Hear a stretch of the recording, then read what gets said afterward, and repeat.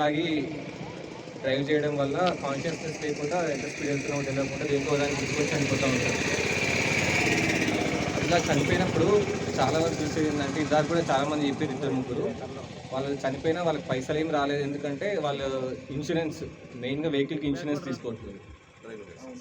Driving licence లేకున్నా insurance రాదు, ఒకవేళ ఇన్సూరెన్స్ లేకున్నా అది ఎట్లాగో ఇన్సూరెన్స్ రాదు. కాబట్టి అందరు తప్పకుండా వెహికల్కి ఇన్సూరెన్స్ చేయించుకోండి ఫస్ట్, అది మోస్ట్ ఇంపార్టెంట్. మీరు ఎన్ని రూల్స్ ఫాలో అయినా ఆపోజిట్లో వేరే వాళ్ళు తప్పు చేసినా అది మీకు నష్టం జరిగినా ఇన్సూరెన్స్ లేకపోతే మీ ఫ్యామిలీకి నష్టం జరుగుతుంది. కాబట్టి అందరు ఫస్ట్ అండ్ ఫార్మోస్ట్గా వెహికల్కి ఇన్సూరెన్స్ తీసుకోండి. తర్వాత లైసెన్స్ లేని వాళ్ళు తప్పకుండా లైసెన్స్ తీసుకోండి. అండ్ వెహికల్కి ఫిట్నెస్ తప్పకుండా చేయించుకోండి. ఎందుకంటే ఫిట్నెస్ లేకున్నా కూడా మీరు అన్ని ఇన్సూరెన్స్ చేయించుకున్నా ఫిట్నెస్ లేకుండా బండి వేస్ట్. అదే 2 వీలర్స్కి అయితే 15 years వరకు ఉంటుంది రిజిస్ట్రేషన్ వ్యాలిడిటీ. 15 years అయిపోయిన తర్వాత ఏముంది ఎవరు పట్టుకుంటారులే అని ఏం చూడకుండా 15 years తర్వాత మళ్ళీ రెన్యువల్ చేయించుకోండి రిజిస్ట్రేషన్. అండ్ ఆటోలలో ఇంకో మెయిన్ రీజన్ ఏంటంటే ఆటోలలో ఎక్కువ మంది ఎక్కించుకొని పోవడం.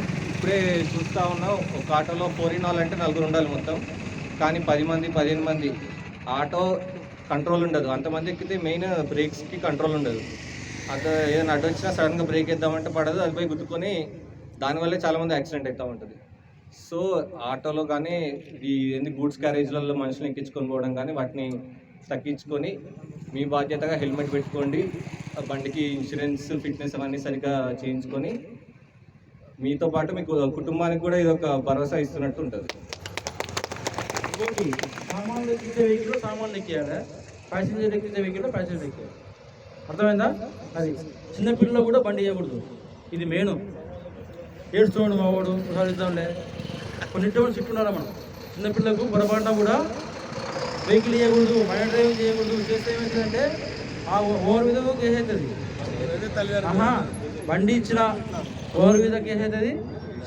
బండి పేరెంట్స్ అబ్బాయి పేరెంట్స్ ఉంటారు, వాళ్ళ మీద కేసు అవుతుంది.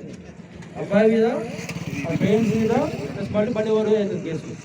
అవసరం పీసెస్ కూడా క్యాన్సిల్ అయిపోతుంది. అవసరం చెప్పండి, ఇవన్నీ మనకు అవసరం లేదు కదా.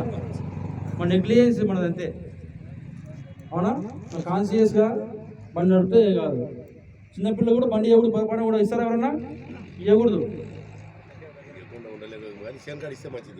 ఎక్కడ ఇవ్వకూడదు. నేర్పాలంటే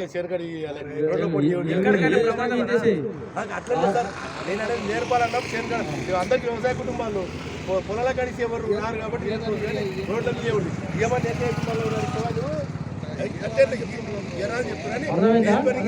అందరూ పాటిస్తారు రూల్స్. మనందరూ కూడా అందరూ చెప్పండి, లైసెన్స్ పెట్టుకోవాలా, ఇంప్లాయింగ్ చేయకూడదు, లంగ డ్రైవింగ్ చేయకూడదు, బండిగా ముగ్గురు ఎక్కకూడదు, ఓకేనా?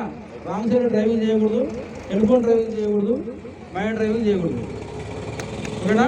సార్లు చిన్నలు ఎట్లుంటే అలాగే ఉంటే వెళ్ళిపోవాలి. మనం ఏం చేస్తున్నాం, నేను ఉంటే పోతున్నాం, రెండు కూడా పోతున్నాం, ఓన్లీ గిన్నెంటే పోవడం మనం, ఓకేనా? చేస్తారని కూడా చూస్తామని ఇప్పుడు, లేకపోతే కేసు కట్టి రాస్తాం. Okay sir.